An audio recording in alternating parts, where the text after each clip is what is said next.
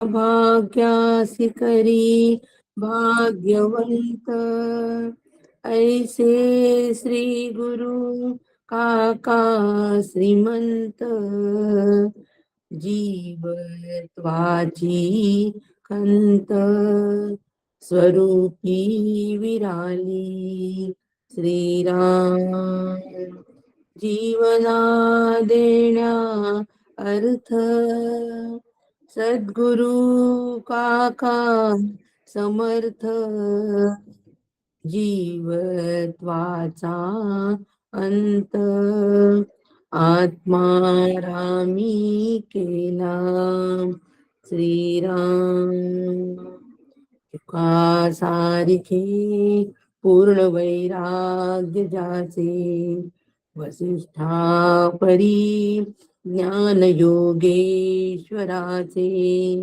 कवी वाल्मिका सारिखा मान्य ऐसा, नमस्कार माझा सद्गुरु रामदासा, श्रीराम समर्थ श्रीराम. परमपूज्य श्री गुरु डॉक्टर काका यांना साष्टांग नमन करते. परमपूज्य मंदाताई यांनाही साष्टांग नमन करते. त्याचप्रमाणे परमादरणीय सुनील काका यांना साष्टांग वंदन. आणि श्रोते, आपण जगदीशांची मूर्ती आहात, माझे प्रेरणास्थान, आपणाला पण साष्टांग वंदन करते. श्रोते, आपण जगदीश मूर्ती, श्रवणे बैसावे एकांती, स्थिर होईल माझी मती, आपणा कृपा प्रसादे पुनश्च एकदा आपणाला वंदन करते आणि आजच्या निरूपणाला प्रारंभ करते. चिंतनाचा विषय आपला दासबोध, आणि ह्या दासबोधाच्या अंतर्गत दशक आपला 18वा सुरू आहे, बहुजिनसी. आणि यामध्ये समास दुसऱ्याचा काही ओव्या आपण काल बघितलेल्या आहे. सर्वज्ञ संघ निरूपण. सर्वज्ञ संघ निरूपण ह्या ओव्या आपण बघत असताना सगळ्यात महत्वाचं, सर्वज्ञ कोणाला म्हणतात हे आपण पाहिलं. सर्वज्ञ, ज्ञ म्हणजे जाणणे. जो सगळं जाणतो त्याला सर्वज्ञ असं म्हणतात. सगळं काय जाणतो? सगळे विषय जाणतो का असं म्हणायचंय का सर्वज्ञ मध्ये? नाही. जो सर्व जाणतो म्हणजे, सर्व जाणतो म्हणजे एक जाणलं की सगळं जाणल्यासारखं होतं. आणि ती एक वस्तू म्हणजे आत्मवस्तू, तिला जाणलं की सगळं जाणल्यासारखं होतं. कारण एक आत्मवस्तूच सगळ्यांचं अधिष्ठान आहे. जड चेतनाचं अधिष्ठान फक्त एक आत्मवस्तूच आहे. आणि म्हणून जड चेतनाच्या रूपाबद्दल जाणण्यापेक्षा जड चेतनाचं अधिष्ठान जे आत्मवस्तू आहे ते अधिष्ठान जाणायचं, आणि ते मी आहे महत्वाचं. तिथे गाडी माझी तिथपर्यंत गाडी आली पाहिजे. असं जेव्हा होईल तेव्हा त्याला सर्वज्ञ असं म्हणतात. म्हणून त्यांना समर्थांनी त्यांना जाणता म्हटलेलं आहे. शिवाजी महाराजांना समर्थ जाणता राजा म्हणायचे, कारण महाराजांनी सगळं जाणलं होतं. आणि म्हणून जे जाणते आहे त्यांच्या संघामध्ये आता आम्हाला राहायचंय. म्हणून मी काल संघ पण सांगितला होता. सहवास आणि संघ. सहवास प्रारब्धाने मिळतो, संघ पुरुषार्थाने घ्यावा लागतो. सहवासाबरोबर संघ असेल तर दुग्ध शर्करा योग. परंतु समजा नाही आम्हाला तो दुग्ध शर्करा योग जर आमच्या प्रारब्धात नसेल तर त्याबद्दल खंत वाटून घेऊ नये. कधीच कधी खंत वाटून घेऊ नये.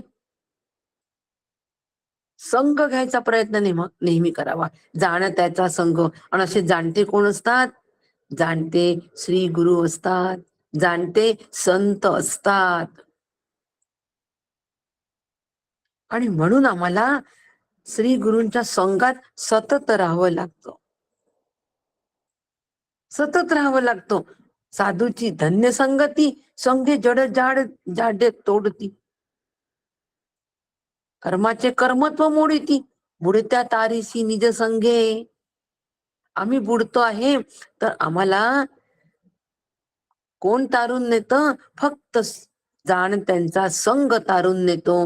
म्हणजे आम्हाला जाणत्यांचा संग म्हणजे श्री गुरूंचा संग तारून नेतो. संघामध्ये यावं लागतं हो, त्याशिवाय आम्ही घडत नाही. आज सकाळीच भजगोविंदांचा समारोप करताना सुनील काकांनी फार सुंदर मांडणी केली. घडामोड घडणे, आम्ही बी घडलो, तुम्ही बी घडा ना. संतांच्या संगती तुम्ही बी घडा ना. संतांच्या संगतीमध्ये तुम्ही घडा. आम्ही तर घडलो, तुम्ही पण घडा. तुकाराम महाराजांचं पण असं आहे भजन. चंदनाच्या संगे वृक्ष बी घडले, वृक्ष बी घडले चंदनाची झाले. महाराज म्हणतात चंदनाच्या संगे वृक्ष बी घडले. चंदनाच्या बरोबर जर का बाकीचे आपण वृक्ष ठेवले तर ते पण घडतात. घडतात म्हणजे काय? ते चंदनच होतात. ते चंदनच होतात. याला घडणं असं म्हणतात हो. तेच होऊन राहणं याला घडणं असं म्हणतात. आणि तेच होऊन जर राहत नसेल तर त्याला मोडणं असं म्हणतात. म्हणून आमच्या जीवनात घडामोडी चालू असतात. परंतु आम्ही जर का श्री गुरूंच्या संगात राहिलो तर घडामोडी कधीच नसतात. त्या थांबलेल्या असतात. फक्त घडणं चालू असतं. कुंभाराच्या संघामध्ये माती असते. कुंभाराच्या घरी आपण जातो, मातीचे ढीगच्या ढीग ढीगच्या ढीग असतात. त्या मातीने किती म्हटलं की मला घटामध्ये घडायचंय, मला माझा घट बनवायचंय, मला घटामध्ये घडायचंय, कितीही म्हटलं मातीनी, तर माती होऊ शकेल का हो? तिचं घटामध्ये परिवर्तन होऊ शकेल का? ती घटामध्ये घडू शकेल का? दृष्टांत एकदेशी असतो हं. कधीच नाही. नुसतं म्हणून काही फायदा होत नाही. मला ब्रह्मरूप व्हायचंय, मला ब्रह्मरूप व्हायचंय, मला ब्रह्मरूप व्हायचंय, नुसतं जर आम्ही तोंडाने म्हणत असू तर आम्ही कधीच घडणार नाही. कधीच ब्रह्म रूप होणार नाही. मग मला ब्रह्मरूप व्हायचंय नुसतं म्हणून फायदा नाही. ती माती जशी मला नुसतं घट बनायचंय, घट बनायचंय म्हणून तो घट बनत नाही. त्या मातीला कुंभाराच्या संघामध्ये यावं लागतो. कुंभार त्याच्यावर बरं सहवासामध्ये ती असते बरं का. कुंभाराच्या सहवास असते. रोज कुंभार माती बघत असतो, त्यात आणखी नवीन आणून टाकत असतो. परंतु नुसत्या सहवासाने सुद्धा घडत नाही हो. तो कुंभार त्या मातीवर संस्कार करतो. तिला चाळून घेतो, मग तिला भिजवतो आणि मग तो त्याला आकार देतो. आणि नुसता आकार देऊन होत नाही, तर मग त्याला भासतो, तेव्हा घट तयार होतो. काय घडवलंय कुंभारांनी घटाला? काय संस्कार केले? हे संस्कार म्हणजे कुंभाराचा संग आहे. पक्क लक्षात ठेवायचं. हे संस्कार म्हणजे कुंभाराचा संग त्या मातीला लागला आणि म्हणून मातीचा घट तयार झाला. अगदी त्याप्रमाणे श्री गुरूंचा संग म्हणजे श्री गुरूंनी सांगितलेलं संस्कार रूपाने ज्यावेळेला त्याचा ठसा अंतःकरणावर उमटतो त्यावेळेला आम्ही बी घडतो. सद्गुरूच्या संगे तुका बी घडला, तुका बी घडला, सद्गुरूची झाला. विठ्ठलाच्या संगे तुका बी घडला, तुका बी घडला, विठ्ठलची झाला, विठ्ठलच झाला. याला घडणं असं म्हणतात आणि ह्याला संग असं म्हणतात.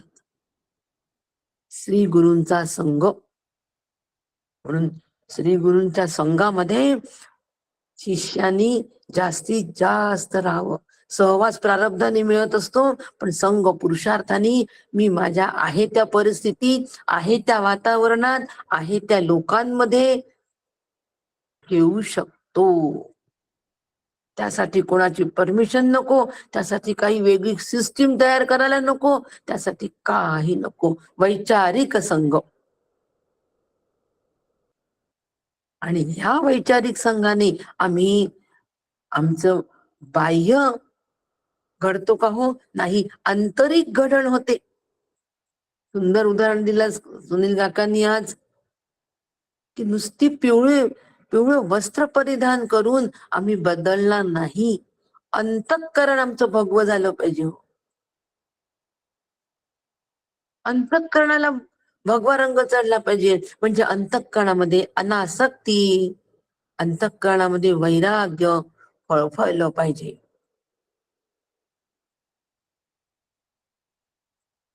आणि अशा पद्धतीने जर आम्ही अंतरंगातून बदललो तर बहिरंगाच्या बदलाला काहीही फायदा नाही. काहीच फायदा होणार नाही. किती हिरव्या साड्या नेसा, पिवळ्या साड्या नेसा, लाल साड्या नेसा, रंगाला उधाण आलेलं आहे. वेगवेगळ्या रंगातून आम्ही अनेकत्वाकडे जातो, परंतु अवघा रंग एक झाला. एकच रंगामध्ये रंगायचंय. रंगी रंगला श्रीरंग, आणि तो रंग श्री गुरूंच्या संगातच आम्हाला सापडतो. हो, त्याच रंगात रंगायचंय बस. म्हणून अनेकत्वातून एकत्व आम्हाला श्री गुरुच दाखवतात, आणि बाकी सगळे जण आम्हाला विविधता दाखवतात. मग आम्ही कोणाच्या संघात राहावं? जे आम्हाला एकच वस्तू दाखवतात, त्यांच्या आम्ही संघात नक्की राहिलो पाहिजे. सकाळी सुनील काकांनी सांगितलेले मुद्दे, श्री गुरूंच्या संघात राहिलो पाहिजे. आता सगळे जण सांगतात आम्हाला श्री गुरूंच्या संघात राहिलो पाहिजे. त्याला म्हणतात जाणतेनी गुरु भजीचे, त्याने कृतकार्य होईचे. खूप महत्वाचा विषय हो हा. श्री गुरूंचा संघ कसा घ्यायचा, खूप महत्वाचा विषय आहे. आणि नुसता विषय महत्वाचा नाही, तर हे साधन आहे. साधकाचं हे साधन आहे. साधकाने जर हे साधन अत्यंत मनपूर्वक केलं तर विठ्ठलाच्या संगे आम्ही बी घडलो, श्री गुरूंच्या संगे आम्ही बी घडलो. आणि आम्ही बी घडलो म्हणजे आम्ही आनंद रूप झालो. म्हणून संघ हे साधन. मग आता म्हणून त्यासाठी जाणतेनी गुरु भजे, श्री गुरूंचं जाणून भजन करायचंय, त्याने कृतकार्य होईचे. तरच मग जे करायचं ते आम्ही बरोबर, म्हणजे मोक्ष पदाला आम्ही सहजतेने जाऊन भेटू, सहजतेने त्या अनुभवाला प्राप्त होऊ. म्हणून जाणतेनी गुरु भजीचे, जाणून करून जाणीव ठेवून आम्हाला श्री गुरूंचं भजन करायचं आहे, की माझे श्री गुरु प्रत्यक्ष ब्रह्मरूप आहेत ही जाणीव, आणि ते मला ब्रह्मरूप करणार आहेत. त्यासाठी मला काय करावं लागेल हो? त्याच्यासाठी आपल्याला भज गोविंदम मध्ये सुद्धा काल आपल्याच ग्रुप मधल्या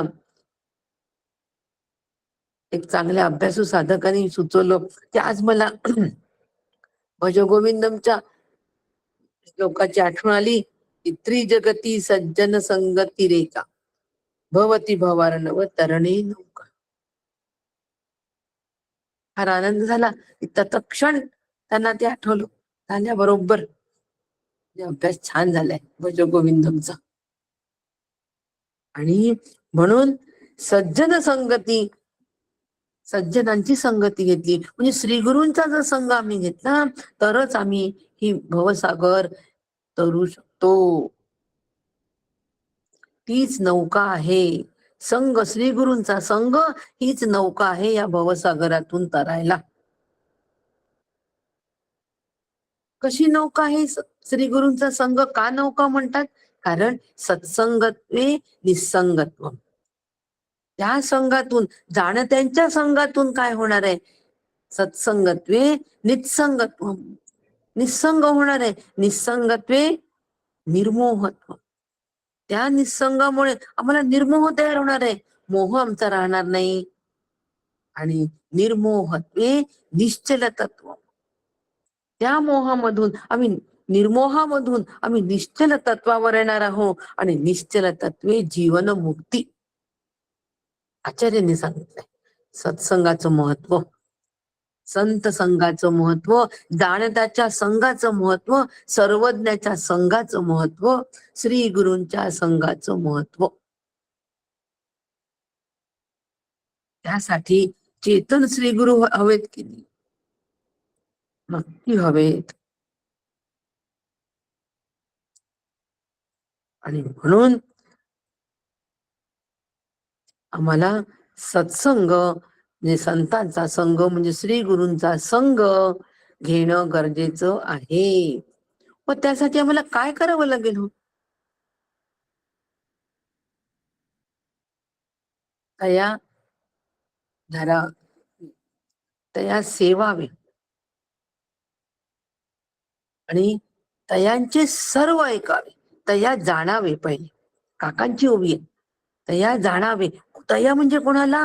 त्यांना. त्यांना म्हणजे कोणाला? श्री गुरूंना प्रथम जाणा, त्यांना पहिले जाणून घ्या. जाणते नि गुरु भजीची, माझे श्री गुरु प्रत्यक्ष ब्रह्मरूप आहे हे पहिले जाणा. तया धरावे म्हणजे त्यांच्या प्रति श्रद्धा ठेवावी, ते मला ब्रह्मरूप करणार आहेत. श्री गुरूंशिवाय मी ब्रह्मरूप होणे शक्य नाही. तया धरावे, त्यांना धरून ठेवा म्हणजे नेहमी त्यांच्या संघात राहा. तया सेवावे, त्यांची सेवा करा. आणि तयांचे सर्व ऐकावे, अशा पद्धतीने त्यांचं सगळं ऐका. म्हणजे ते जे सांगतात आहे ते सगळंच्या सगळं ऐका. याला संघ असं म्हणतात. हा संघ आहे. हो, याच्यातला आपण काय काय करतो हे प्रत्येकाने आज मीटिंग झाल्यानंतर शांत बसा आणि विचार करा की यातला आम्ही काय काय करतो, आणि जे करत नसू ते करायला सुरुवात करू. निराश कशाला व्हायचं, नैराश्य कशाला व्हायचं, अजिबात नाही व्हायचं. काय करावं? आमचे श्री गुरु इतके लांब राहतात की आम्हाला त्यांचा काही सहवास मिळत नाही आणि दर्शनही होत नाही. नाही मिळत सहवास तर नाही मिळत, नाही होत दर्शन तर नाही होत. दर्शनाची आस ठेवा. तुझ्या दर्शनासाठी प्राणकंठी आला, उद्या तशी अवस्था नक्की होऊ दे, काहीच हरकत नाही. परंतु त्या उत्कंठेपोटी मात्र श्री गुरूंचा संघ प्रत्येक क्षणाला घेण्याचा प्रयत्न करायचा. त्यांचं स्मरण, त्यांनी सांगितलं तसंच ऐकायचं, तेच साधन. आणि म्हणून श्री गुरूंचा संघ हे फार महत्वाचं साधन आहे. आता मगापासून आपण संघ संघ संघ बघतोय, श्री गुरूंचा संघ, श्री गुरूंचा संघ बघतोय. याच्यासाठी आचार्यांचे आपण श्लोक पण बघितले, नाथांची ओवी पण पाहिली, आणि काकांची पण ओवी पाहिली की देह बोली साधी सुधी गुढतेसी ना अवधी, कोणी नसी विरोधी त्या लागी. कोणी विरोधी त्यांना नसतो. देहबोली साधी सुधी असते, तिथे गुढता बिलकुल नसते. सगळं पाहिलं आपण. संघ म्हणजे काय, कशासाठी संघ, पण आता आणि ते संघ, तो संघ घेण्यासाठी काय करावं तेही बघितलं. उपाय तया जाणावे, धरावे, सेवावे आणि ऐकावे. या 4 गोष्टी आमच्याकडून होतात आहे का हे सगळ्यांनी तपासून पाहायचं. कठोर आत्मपरीक्षणाने तपास करायचं. आणि जर होत नसेल तर आम्ही याच्यातनं सुरुवात करायची उद्यापासून. उद्यापासून नाही हो, आजपासूनच. मीटिंग संपल्यापासूनच. परमार्थामध्ये उद्या नसतो, आत्ताच या क्षणाला सुरुवात करायची. काय बिघडलं? कळलंय ना आम्हाला आता, मग आम्ही आतापासूनच सुरुवात करतो. मग आता पुढचा प्रश्न, आता महत्वाचा प्रश्न राहतो की तो म्हणजे आता हा संघ कसा घ्यायचा. संघ घ्या, संघ घ्या, संघ घ्या. तर आतापर्यंत त्या संघाचं महत्व सगळं सांगितलं, संघ म्हणजे काय सांगितलं. पण मग आता तो प्रत्यक्ष संघ कसा घ्यायचा, हे महत्वाचा मुद्दा आहे की नाही. हा तो संघ आम्ही आता कसा घ्यायचा हे आम्हाला समर्थ सांगून राहिलेत. की संघात राहा, संघात राहा म्हणजे काय, संघाचा परिणाम पण सांगितला, संघ कसा आहे तो पण सांगितला, पण त्याची पद्धत कोणती आहे आणि ती पद्धत समर्थ आम्हाला पहिल्या ओवीपासून 5 ओव्यांपर्यंत सांगून राहिले. काल आपण ह्या 5 प्रकारच्या ओव्या अभ्यास सविस्तर केलाय. आज त्या ओव्यांचा अभ्यास करण्याचं कारण नाही.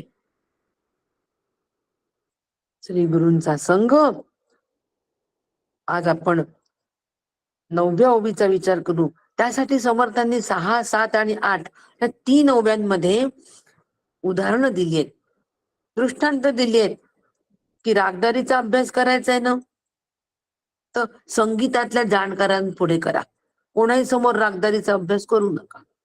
म्हणजे ज्या क्षेत्रामधला जो तज्ञ आहे त्याच तज्ञाकडे जाऊन अभ्यास करा. याच्यासाठी त्यांनी सांगितलंय, जर तुम्हाला औषधच घ्यायचं आहे ना, पथ्य करायचंय ना, तर जाणत्याकडे तज्ञ वैद्याचे औषध घ्या, आपल्या मनाने घेऊ नका. परमार्थामध्ये फार मोठा दोष आहे, मनोमार्गे गेला तो तेथे मुकला. जो आपल्या मनाने या परमार्थामध्ये वाटचाल करतो तो तिथेच मुक्तो, हे आम्हाला समर्थांना वारंवार सांगायचे. म्हणून समर्थांनी एक डॉक्टरचं उदाहरण घेतलं, एक संगीत जाणकाराचं उदाहरण घेतलं, संगीतकाराचं, आणि एक रत्नाची परीक्षा करणाऱ्याचं उदाहरण घेतलं. 3 उदाहरणांच्या माध्यमातून त्यांनी आम्हाला या 3 माध्यमातून, दृष्टांताच्या माध्यमातून समजून सांगितलंय की जाणत्याकडेच जावं, प्रपंच असो की परमार्थ असो, जाणत्याकडेच जावं, जाणून घ्यायला, आपल्या मनाने नाही करावं. रत्नाची परीक्षा करायची आहे तर तज्ञ परीक्षकाकडूनच करून घ्यावी. हो, पोहणं शिकायचंय तर तज्ञ पोहणाऱ्याकडून शिकायचं. आमच्या मनाने आम्ही काहीही करू नये. प्रपंचातली उदाहरणं देऊन सांगितलंय की प्रपंचात सुद्धा आम्ही आमच्या मनाने काही करू नाही. तज्ञांचा अनुभव गाठीस असतो. घरामध्ये आपले वडीलधारे मंडळी असतात, त्यांचा अनुभव, त्या अनुभवाच्या आधारे आम्ही आमचे पुढचे निर्णय घ्यावे. म्हणून जाणत्याला फॉलो करणं फार महत्वाचं आहे. प्रपंच असो की परमार्थ असो, प्रपंच सुद्धा नीट, व्यवस्थित, सुरळीत जर आम्हाला करायचा असेल, तो कधी सुरळीत नसतो, पण तरी त्यातल्या त्यात नेटका करायचा असेल तर, सुरळीत करणं म्हणजे नेटका, नेटका प्रपंच करायचा असेल तर तज्ञांचा सल्ला घ्यावा की नेटका कसा होईल तो. म्हणून इतकं जाणत्याचं महत्व समर्थांनी सांगितलेलं आहे. ते महत्व आमच्या अंतःकरणात आज ठसलं पाहिजे की नाही. हो, आमच्या मनाने अभ्यास करतो नाही. आता की नाही, आम्ही आजपासून दासबोधाचाच अभ्यास करायला सुरुवात केली. मग थोडं अभ्यास करतो, मग कोणीतरी सांगतो की दासबोध काय करता, त्याच्यापेक्षा मनाचे श्लोक करा, मग मनाच्या श्लोकाची सुरुवात. सगळं मनोमार्ग गेलाय. या क्षेत्रात, परमार्थ क्षेत्रात मनोमार्ग अजिबात जाऊ नका. कळकळीची विनंती आहे हो माझी आपणा सगळ्यांना. अजिबात मनाने करू नका. श्री गुरु सांगतील तेवढंच करा. श्री गुरूंची प्राप्ती झालीये, भाग्यवान हा. नसेल प्राप्ती झाली तर श्री गुरूंची प्राप्ती मला कशी होईल. आणि हा माझा जो जन्म आहे, हा मला माझा जन्म त्याच्यासाठी नियोजिला आहे, ते नियोजित साध्य करायचं आहे. नाही तर मी भगवंताचा विश्वासघात करेल. विश्वासघात म्हटलेला आहे नाथांनी. नाथांनी विश्वासघात म्हटलंय की विश्वासघात कराल तुम्ही भगवंताचा. जर ब्रह्म नियोजलेले आहे आणि ते जर करत नसाल तर तुम्ही विश्वासघात करताय भगवंताचा, लक्षात ठेवा. काय मोठा शब्द समर्थांनी ऐसा नरदेह पावनी देख, जो न सीदसी ब्रह्म सुख. तो जना लागी परम मूर्ख, विश्वासघातकी देवाचा.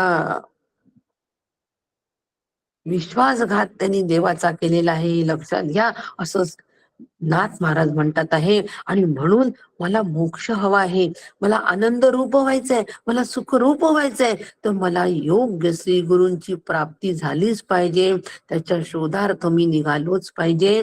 म्हणून श्रवण वाढवावं, आणि श्रवण वाढवून अंतःकरण वृत्ती ही श्रवणाला अनुकूल अशी अंतःकरण वृत्ती ठेवावी, की जेणेकरून श्री गुरूंचा नेमकं श्री गुरूंचा शोध आम्ही घेऊ शकू.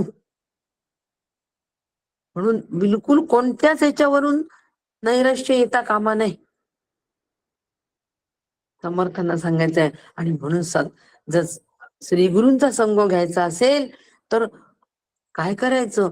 ज्ञानी वक्ता जाणता बोलेल तैसे बोलावे, जाणता सांगेल तैसे चालावे, जाण त्याने ध्यान घ्यावे नाना प्रकारे, जाण त्याचे ध्यान घ्यावे नाना प्रकारे. ज्ञानी वक्ता बोलतो तसे बोलावे. कसे बोलतात तो माझे श्री गुरु? तसं मी बोलतो काय? आपण फक्त त्यांच्या बोलण्याची स्टाईलच घेतो. होय होय एवढी स्टाईल घेतो बस. पण त्या होय होय मध्ये काय अर्थ दडलाय काकांनी? का म्हणतात आहे काका असं? दोनदा का म्हणतात आहे? समोरचा माणूस ज्यावेळेला एखादी गोष्ट त्यांना सांगत असतो, तेव्हा ते अत्यंत मनपूर्वक ऐकतात आणि त्याचं मन न दुखवता त्याला उत्तर देतात. पटली नसेल गोष्ट तरी सुद्धा,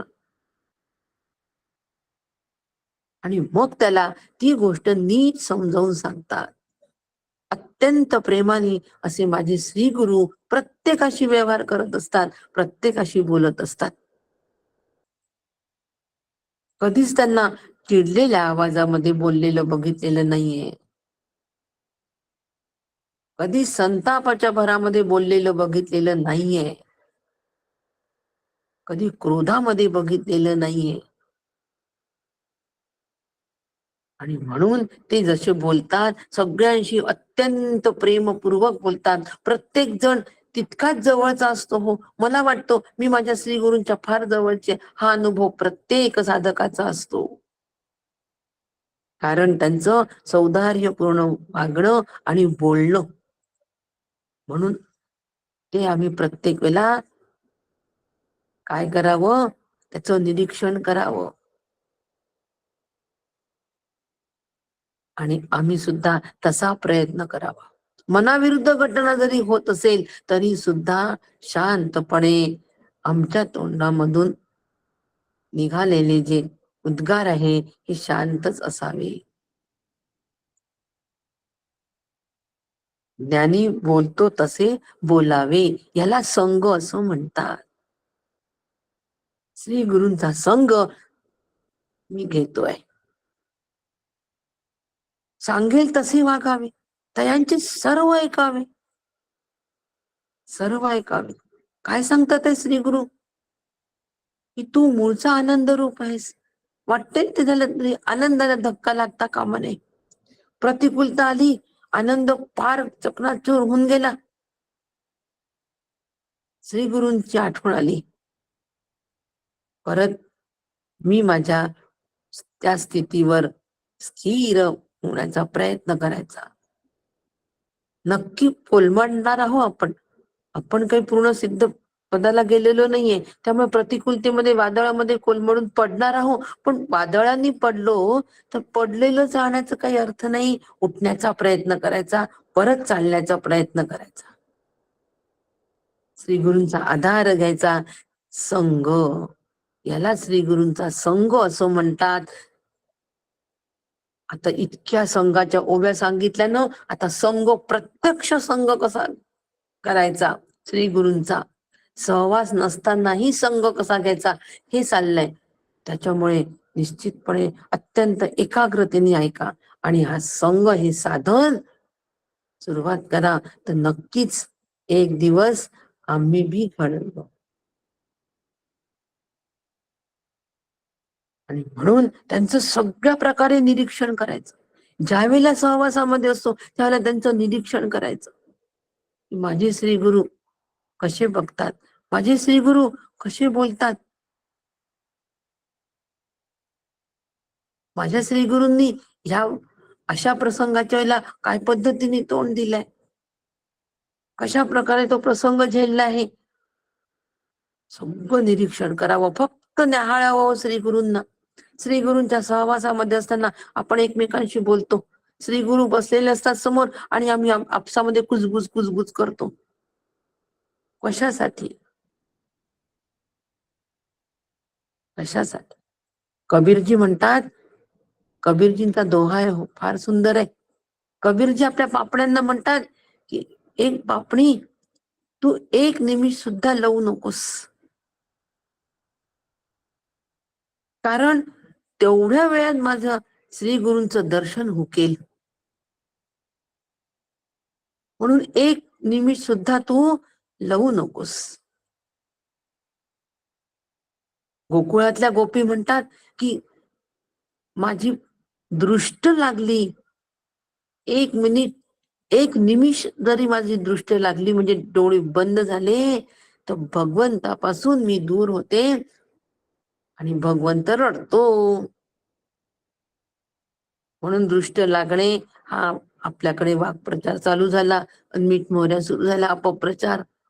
दृष्ट लागणे म्हणजे याला दृष्ट लागणे म्हणतात, की भगवंताच्या स्वरूपापासून मी एक निमिष मात्र ढळता कामा नये.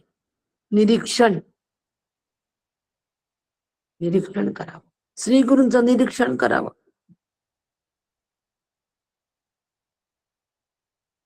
मग निरीक्षण करताना आता श्री गुरु माझ्याशी बोलले नाही तरी चालतं हो. श्री गुरूंचं मौन सगळं काही मला शिकवून जात असतं. जर मी योग्य निरीक्षण केलं तर. नाही तर मग आज त्यांनी कोणता शर्ट घातला, खूपच छान दिसतात नाही का, हसताना तर आणखीनच छान दिसतात. आज बोललेच नाही माझे श्री गुरु, माझ्याशी नाराज आहे वाटतं माझ्यावर. काय निरीक्षण आमचं? ते प्रसन्न कसे आहे, त्यांची प्रसन्नता कशी झळकते आहे, ते आनंद रूप आहे. तो आनंद कसा झळकतोय, सर्वेंद्रियांत आनंद तो झळकतोय. तो कशा पद्धतीने झळकतोय हे आम्ही प्रत्येक वेळा निरीक्षण करावं. आणि जाणत्याच्या कथा शिकाव्या, जाणत्याच्या युक्ती समजाव्या, जाणत्याच्या गोष्टी विवराव्या सगळं. जाणता सांगतो त्या कथा शिकून घ्याव्या. कथेच्या माध्यमातून पण ते आम्हाला शिकवत असतात, त्या कथा नीट लक्षात ठेवाव्यात. नीट लक्षात ठेवून त्यातलं सार टिपावं. आणि वागण्याच्या बोलण्यामधल्या काही श्री गुरु आम्हाला खूब्या सांगत असतात, वागण्यातून बोलण्यातून तेवढ्या आम्ही लक्षात ठेवाव्या, त्या समजून घ्याव्या. त्यांच्या बोलण्यातून काही ते हिंट पास करत असतात.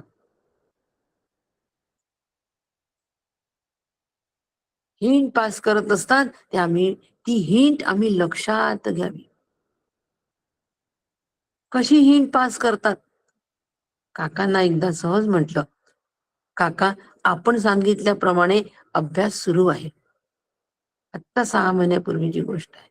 काका काय म्हणाले, हो हो, अभ्यासाच्या बळावरच हे एवढं कार्य उभं आहे.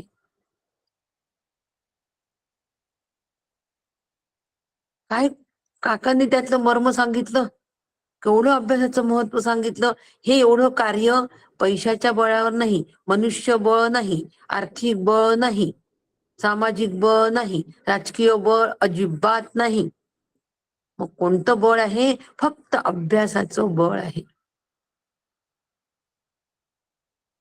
केवढं मर्म सांगितलं, केवढी खुबी सांगितली की अभ्यासच करायचा, बाकीच्या गोष्टींकडे लक्ष देऊ नका. कार्य करायचं असेल तर आधी अभ्यास करून प्रगट व्हावे.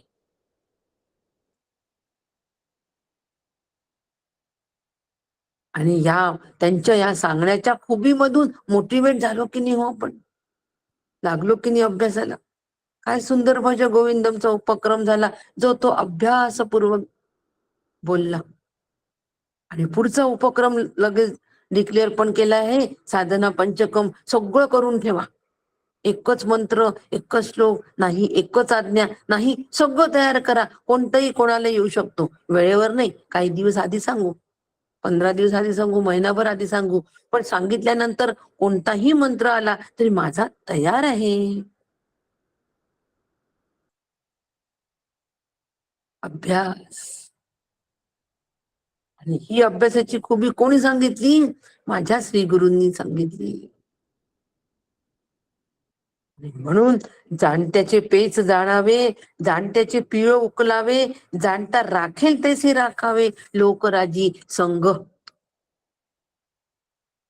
त्यांच्या मनात काय असेल ते आम्ही समजण्याचा प्रयत्न करावा. काय असेल काकांच्या मनामध्ये? फक्त अभ्यास, अभ्यास आणि अभ्यास. काकांच्या तिथे प्रपंचाचा अत्यंतिक अभाव आहे. अत्यंतिक अभाव काकांच्या तिथे आहे. प्रपंच अजिबात नाही. सांगणारे प्रसंग. आणि म्हणून त्यांच्या मनात जे आहे ते जाणण्याचा आम्ही निश्चित प्रयत्न करावा. संघ. आणि ते ज्या पद्धतीने लोकांना प्रसन्न ठेवतात तसंच आम्ही ठेवण्याचा प्रयत्न करावा. उगीच गोड गोड बोलून, तारीफ करून प्रसन्न ठेवण्याचा प्रयत्न श्री गुरु कधीही करत नसतात. ते इतक्या आत्मीयतेने बोलत असतात, चौकशी करत असतात, कारण त्यांच्या ठिकाणी त्यांना कोणताच भेद दिसत नसतो. अभेद दृष्टीने ते वागत असतात, बोलत असतात. ती अभेद दृष्टी आम्ही पण ठेवावी. संघ. ह्याला संघ म्हणतात हो. त्यांचे स्वभाव विशेष आत्मसात करावे. श्री गुरूंचे काय स्वभाव आहेत ते आत्मसात करावे.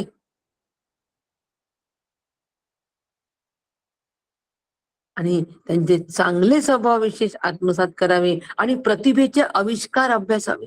श्री गुरूंची प्रतिभा काय पद्धतीने काम करते आहे, त्यातून आपल्याला काय संदेश देतात आहेत हे निश्चित पाहावे. काकांचं सांगते एक उदाहरण त्यांच्या प्रतिभेची. काकांनी एक श्रावणा श्रावणाच्या याच्यावर, श्रावण महिना असतो त्याच्यावर एक सुंदर असं गीत केलेलं आहे, सुंदर रचना केली आहे. कुंद धुंद श्रावणात पर्व काळी या.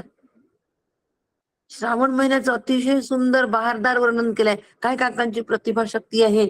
श्रावण महिन्याचं इतकं सुंदर वर्णन कोणी करत नाही. पर्व काळ म्हटलंय, पर्व काळी या जल दैवत देती साध. श्रावणामध्ये सतत पावसाच्या सरी चालू असतात, जलधारा सतत चालू असतात, म्हणून त्याला जलदैवत म्हटलंय. जलदैवत देती साध, साध मुक्त भाव या. काय प्रतिभेचा आविष्कार आहे हो हा. काय प्रतिभा शक्ती आहे बघा. कुठे नेली त्यांची प्रतिभा शक्ती, कुठे निसर्गाचा अत्यंत बहारदार वर्णन करून कुठे नेली. मुक्त व्हावया, जलदैवत देती साध मुक्त व्हावया. ते जलधारा ज्या आहेत त्या आम्हाला साथ देतात आहे मुक्त होण्यासाठी.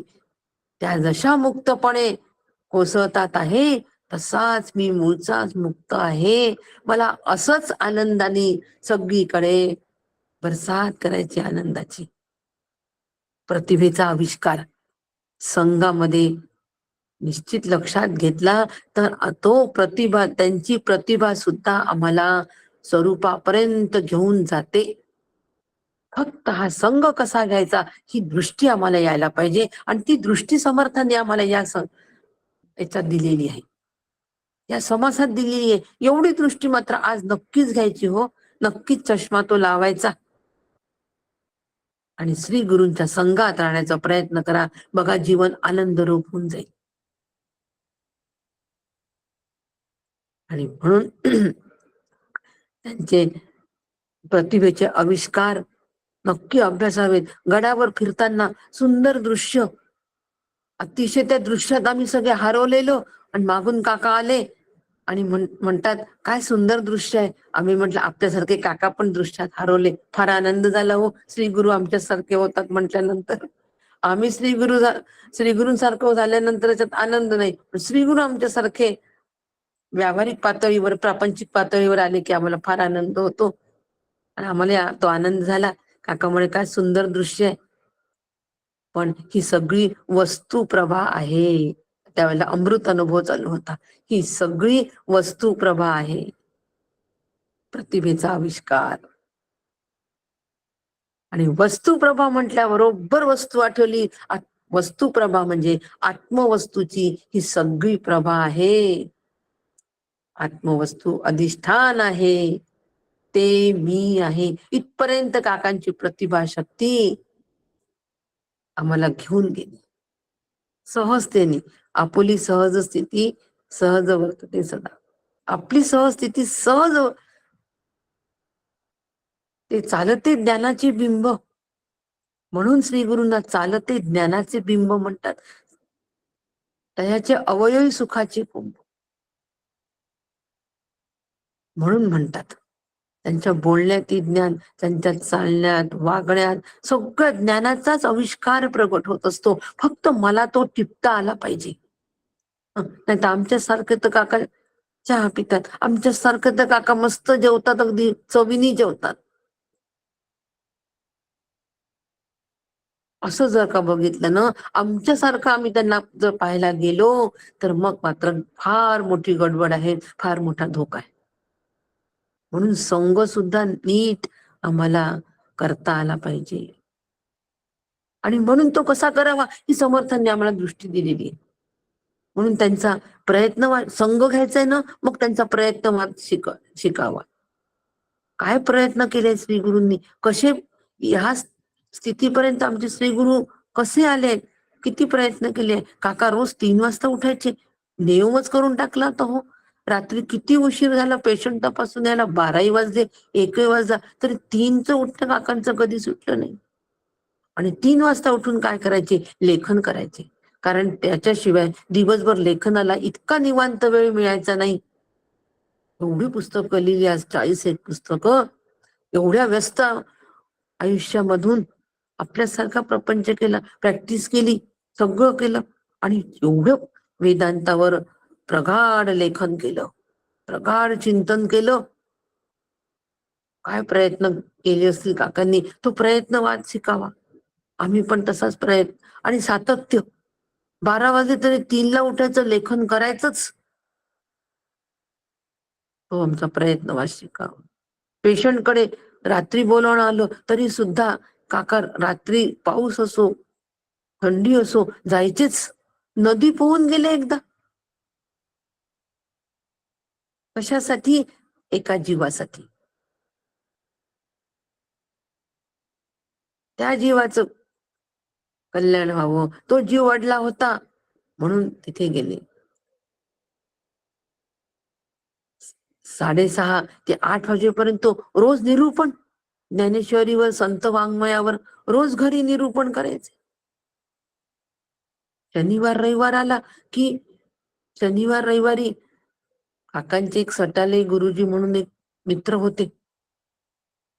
दोघ जण कुठेतरी शांत देवळात जायचे, तिथे बसून अभ्यास करायचे. सगळा वेदांताचा अभ्यास असा शांत ठिकाणी केला. शनिवार रविवार सुट्टी असायची. मग शनिवार रविवार सुट्टी असायची तर काय करायचं, एखाद्या मंदिरात जायचं, डबे घेऊन जायचं, तिथे दिवसभर अभ्यास करायचा. त्याच्याशिवाय अभ्यास झाला नाही असं त्या सटाले गुरुजींनी आम्हाला सांगितलं हो. प्रयत्नवाद, हा प्रयत्नवाद आम्ही अंगी बाणायचा प्रयत्न करायचा. संघ, याला संघ असं म्हणतात. त्यांची तर्क पद्धती टिकून घ्यायची. काय पद्धतीने ते तर्क करतात, आपला अभ्यास किती झालाय हे ते तर्काने जाणतात, तर्काने ओळखतात. अभ्यास किती आहे, प्रत्येक शिष्याचा अभ्यास किती आहे, त्यांचा तर्क असतो. त्या तर्काने त्यांना कळतो की अभ्यास किती करतात आहे. त्यांचं सांकेतिक बोलणं सुद्धा आम्ही शांतपणे ओळखावं. काही काही वेळेला श्री गुरु सांकेतिक बोलत असतात. सांगितलाय प्रसंग काशी पंचकमच्या वेळेचा, वेळ नाही पुरणार हो. एक एक प्रसंग काकांचा सांगत राहिलो. संघ काकांचा कसा घ्यायचा, श्री गुरूंचा संघ कसा घ्यायचा म्हणून उदाहरण दाखल सांगत राहिलो, वेळ सुद्धा अपुरा पडेल. तरी सांगण्याचा प्रयत्न करते आणि आज हा समाज पूर्ण करते. त्यांची सांकेतिक बोलणं ओळखावं. काशी पंचकमच्या वेळेला काका, आपण काशी पंचकम हे स्तोत्र खरंच खूप कठीण आहे, परंतु आपण त्याच्यावर भाष्य केल्यामुळे फार सोपं झालं बोलायला, असं मी म्हणता क्षणीच मी आणि काका सुनील काका दोघंही आम्ही गेलो होतो. असं काकांना म्हणता क्षणीच काका म्हणतात, आम्ही कशासाठी आहोत? सांकेतिक बोलणं, आम्ही कशासाठी आहोत? आम्ही सोपं करण्यासाठीच आहोत. आम्ही हा शब्द सांकेतिक होता. त्या आम्हीच्या मागे संपूर्ण संप्रदायाचं बळ होतं. आणि आचार्य जयंतीच्या दिवशी काकांनी आम्ही म्हटलं, आचार्य त्यांच्या रूपामध्ये प्रत्यक्ष प्रगट झाले होते आणि दिलासा दिला, आम्ही सोपं करण्यासाठी आहो. बाळांनो, घाबरू नका, चला पुढे. एवढा दिलासा हो. सांकेतिक बोलणं लक्षात घ्यायचं. त्यांची सांकेतिक भाषा आम्हाला नक्की स्वरूपाकडे जाण्यासाठी गती देणार आहे. आपल्या सगळ्यांना गती देणार आहे. अनुभव जरी मला आला, माझ्या जवळ जरी काका बोलले असते, तरी मी आपल्याला सांगितल्यानंतर आपल्याला सुद्धा गती मिळाली आहे. आज माझे श्री गुरु प्रत्यक्ष संप्रदायाच्या बळानिशी आहेत, प्रत्यक्ष आचार्य म्हणून माझ्या समोर आहेत. सांकेतिक बोलणं, त्यासाठी श्री गुरूंच्या सहवासात जेव्हा असतो ना, तेव्हा आपण आपली बडबड कमी करावी. श्री गुरु काय बोलतात तेवढं ऐकावं. साधने संबंधी प्रश्न विचारावा आणि त्यांचं उत्तर घ्यावं. साधने संबंधी एखादा संवाद करावा, पण त्यांचं ऐकून घ्यावं. कारण त्यांना बोलायला काहीतरी विषय द्यावा लागेल ना, नाही तर मग ते एकटे बोलतात आणि आम्ही ऐकतो, असं नाही करावं. सांकेतिक बोलणं त्यांचं शांतपणे ओळखावं. संग घेण्याची पद्धत आणि एखादा विषय स्पष्ट करण्याची त्यांची हातोटी जी असते ती शिकावी. 4 दिवसापूर्वी काकांकडे एक गृहस्थ आले. त्यांना, त्या गृहस्थांना स्वप्नामध्ये रोज काकाच दिसायचे आणि काका काहीतरी बोलायचे, सारखे प्रवचन सांगायचे, हे करायचे. 8 दिवस सतत त्या माणसाच्या स्वप्नामध्ये आले. त्यांनी ते सगळं लिहून काढलं हो कागदांवर पूर्ण. आणि परवाच्या दिवशी काकांकडे आले. आत्तातला प्रसंग आहे हा. काकांनी त्यावर काय भाष्य काकांना वाचून दाखवलं. काका, हे काय आहे, याच्यातून काय संकेत घेऊ, मला कोणते संकेत मिळून राहिले, आपण सांगता का?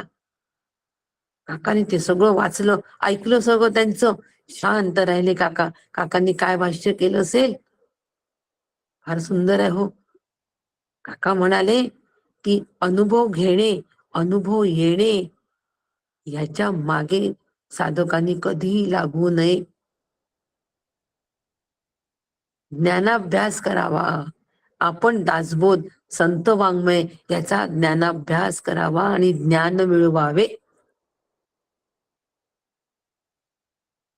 विषय स्पष्ट करण्याची हातोटी. काय विषय स्पष्ट केला याच्यातून, या बोलण्यातून काकांनी हे स्पष्ट केलं की आत्मानुभव याला मला प्राप्त व्हायचा आहे, तो मला घ्यायचा आहे, मिळवायचा आहे. ह्याच्या मागे लागू नये. काहीतरी दिसलं म्हणजे मला आत्मानुभव आला,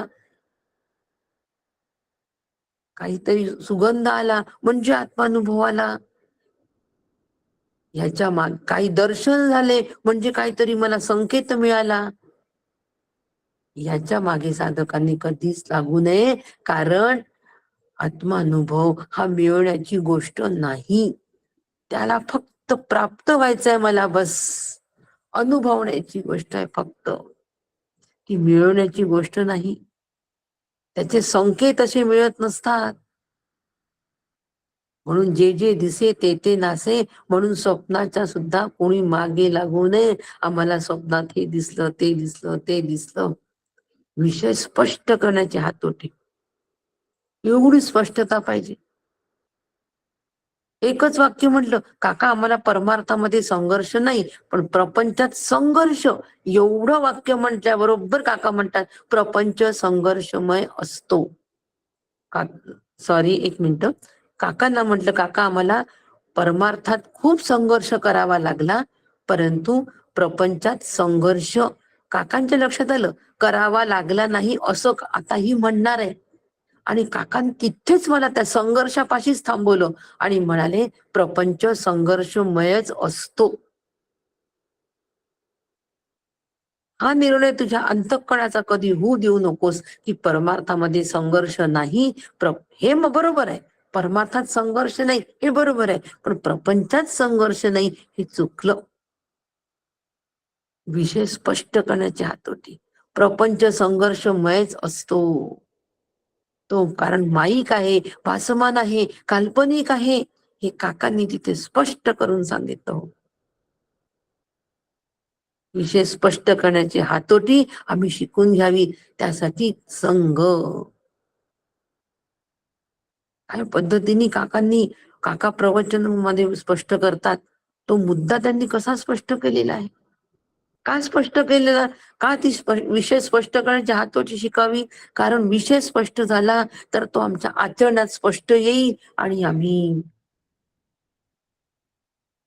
लवकरात लवकर सुखरूप आनंद रूप होऊ. याला संघ असं म्हणतात. अशा पद्धतीने आम्ही संघ घ्यावा आणि त्याचा कठोरपणा पण आम्ही लक्षात घ्यावा हो तितकाच. वज्राहून आम्ही प्रसंगी कठोर, प्रसंगी आम्ही वज्राहून पण कठोर असतो असं संतांचं म्हणणं आहे. आणि असतात काका सुद्धा काही प्रसंगामध्ये अत्यंत कठोर झालेले, काही प्रसंग तिथल्या लोकांनी आम्हाला सांगितले.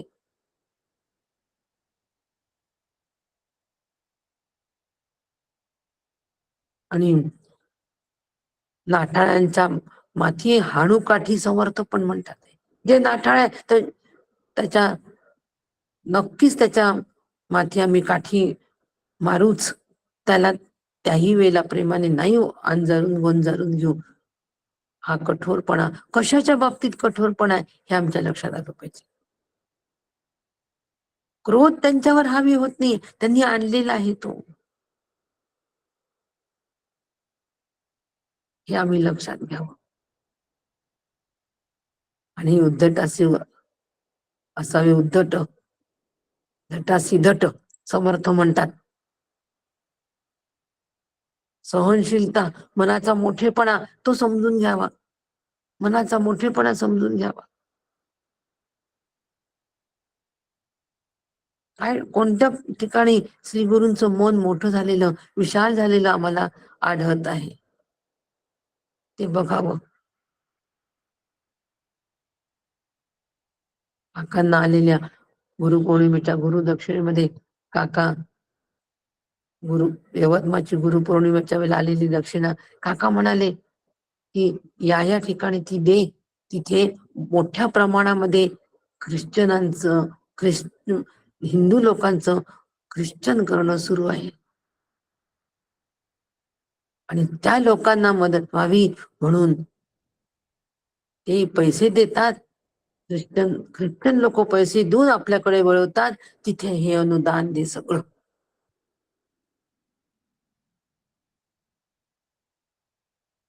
काय तळमळ, काय कळकळ आहे पहा,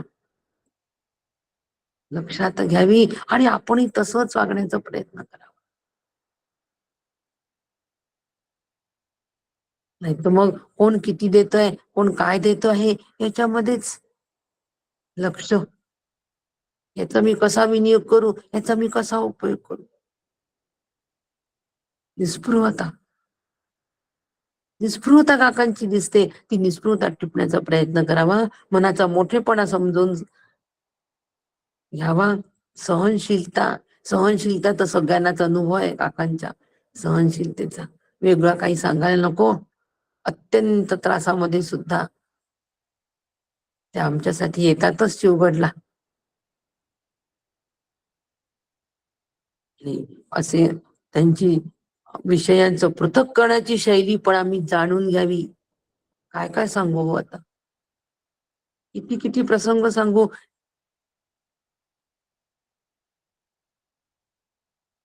जड जीवा तारण हरी एक, एवढा एक प्रसंग सांगतेच. विषयाचे पृथक्करण एवढा विषय सांगतेच आणि थांबते. काकांबरोबर फिरायला गेलो आम्ही सकाळी. काकांना फिरायला फार आवडतं. रस्त्यात एक दगड पडला होता. दगडाला काकांचा पाय लागला. पाय लागल्याबरोबर काकाने तो दगड, काका खाली वाकले आणि तो दगड अत्यंत प्रेमपूर्वक उचलला आणि तो बाजूला फेकला. फेकल्याबरोबर मी काकांना म्हटलं, काका तुम्ही तो दगड बाजूला फेकला, पण मला असं वाटलं काका, आज रामायण चालू होतं त्यावेळेला रामायणाचा प्रभाव माझ्यावर होता आणि मी म्हटलं काका, मला असं वाटलं की आज मला परत दगडाला पाय लागल्यानंतर अहिल्याचा उद्धार परत पाहायला मिळतो की काय. आणि ह्याच्यातून मी आपल्याकडे पाहत होते, पण तुम्ही तो घेतला आणि बाजूला केला. काका म्हणे, हे माझ्याकडून कधीच होणे शक्य नाही. फार मन नाराज झालं काकांनी असं उत्तर दिल्याबरोबर. फार नाराज झालं मन. शांत बसले मी बराच वेळ. थोड्या वेळाने विचार केला, काका असं का म्हणाले असतील, काका असं का म्हणाले असतील. विषयांचे पृथक्करण करण्याची शैली जी आहे ती सांगते मी. कशा पद्धतीने पृथक्करण केलं त्यांनी विषयाचं. चमत्काराला बिलकुल बाजूला ठेवलं, अजिबात चमत्काराला महत्व दिलं नाही. माझ्याकडून हे कधीच होणार नाही, कधीच वर भर दिला, पृथक्करण केलं. मग काकांना मी म्हटलं, काका माझं चुकलं. लगेच अर्ध्या तासामध्ये मला माझी चूक लक्षात आली. तोपर्यंत भयंकर नाराजी आली होती. रडायचंच बाकी राहिलं होतं फक्त. काका माझं चुकलं. मला माझ्यावर रामायणाचा प्रभाव होता म्हणून मी अहिल्याधारणाची परत अपेक्षा केली. पण काका माझ्या हे लक्षात आलं नाही की जड जीवा तारण हरी एक, हे माझ्या लक्षात यायला पाहिजे होतं काका. आणि आज ते आत्ता माझ्या लक्षात आलं. काका म्हणे, आता तुझं हे अगदी बरोबर आहे, हे बरोबर आहे. असं काकांनी म्हटल्याबरोबर सांकेतिक बोलणं, हे तुझं आता बरोबर आहे. सांकेतिक बोलणं म्हणजे दगडाला अत्यंत प्रेमाने बाजूला ठेवलं. जड जीवा तारण हरी एक, त्या जड जीवाचा, जड जीव कसा आहे त्या दगडासारखा जड आहे, अचेतन आहे, पण त्याला तारण करणारा फक्त हरी एकच आहे. आणि तो हरी माझे श्री गुरु आहेत. कारण काकांनी मान्य केलं की हे तुझं बरोबर आहे. माझ्याकडून चमत्कार होणार नाही, पण माझ्याकडून जड जीवाला तारण करणारा मी एक हरी आहे, हे तुझं बरोबर आहे. काकांनी अप्रत्यक्षरित्या मान्य केलं हो हे. आणि काय सांगू, आनंदाला पारावार नाही. माझे श्री गुरु माझा उद्धार करणार आहे, कारण मी जड जीव आहे. सांकेतिक भाषा आणि विषयांचं पृथक्करण. श्रद्धा दुणवली की नाही काकांबद्दलची. संघ, आणि असा संघ आम्ही आमच्या श्री गुरूंचा घेण्याचा प्रयत्न करावा. संघ कशा पद्धतीने घ्यावा हा समर्थाने आम्हाला सगळ्या याच्यातून ओवीतून सांगितलेला आहे. आणि शेवटी समर्थ असं म्हणतात आहे की तो जो ईश्वर आहे तोच अंतरात्म स्वरूप आहे, तो सर्वज्ञ आहे. आता का समर्थ ईश्वरावर आले, सर्वज्ञ ईश्वर आहे, बरोबर आहे. सर्वज्ञ सर्वव्यापी ईश्वर आहे, तो सगळ्यांच्या अंतरात्म्यामध्ये आहे. त्याला जाणावं, त्याचे गुण गावे,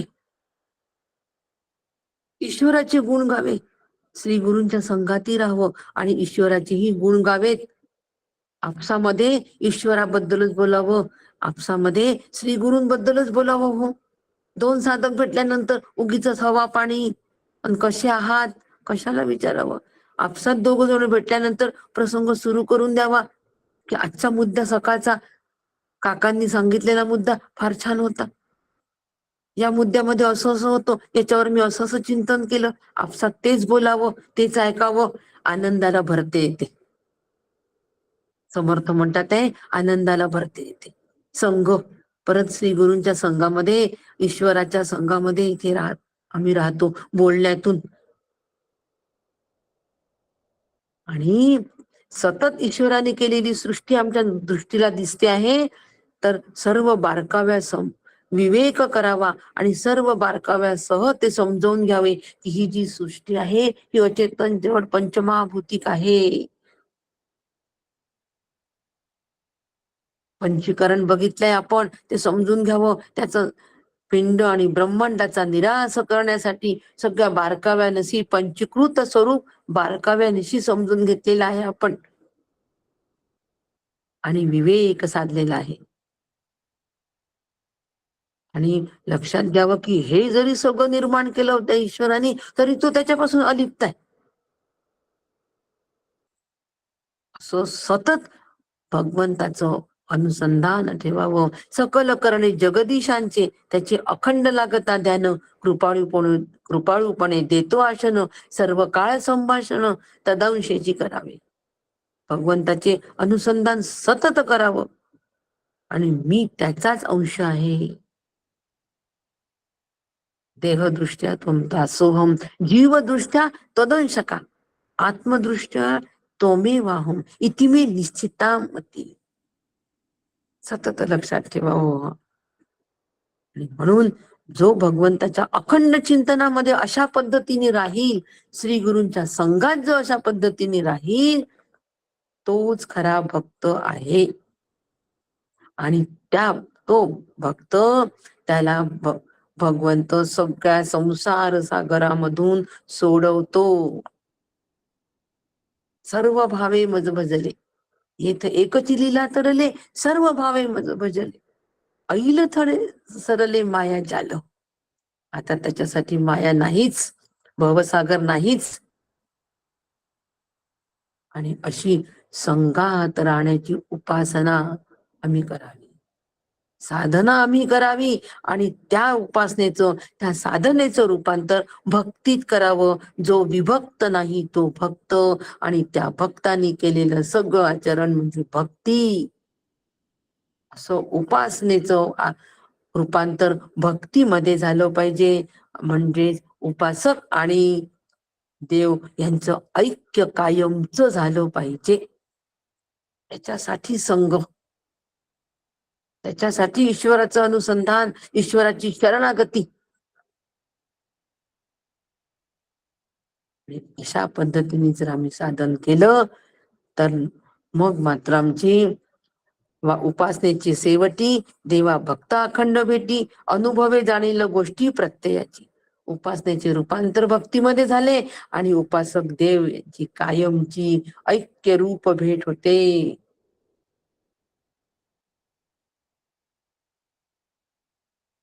बस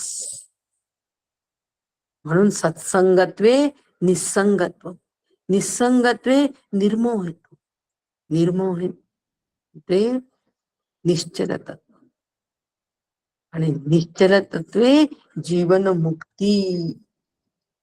सत्संगत्वे निसंगत्वम, निसंगत्वे निर्मोहत्वम, निर्मोहत्वे निश्चल तत्वम, निश्चल तत्वे जीवन मुक्ती. इथपर्यंतची वाटचाल मला करायची आहे. त्यासाठी सर्वज्ञ संघ, श्री गुरूंचा संघ, जाणत्याचा संघ, सत्संग सतत नेहमी नित्य सतत आमचा असावा. आपल्या सगळ्यांचा तसा राहील अशी ईश्वर चरणी प्रार्थना करते, काकांच्या चरणी प्रार्थना करते आणि आजच्या निरूपणाला विराम देते. रामकृष्ण हरी. रामकृष्ण हरी. जय श्री रामकृष्ण हरी. मीनाते रामकृष्ण हरी.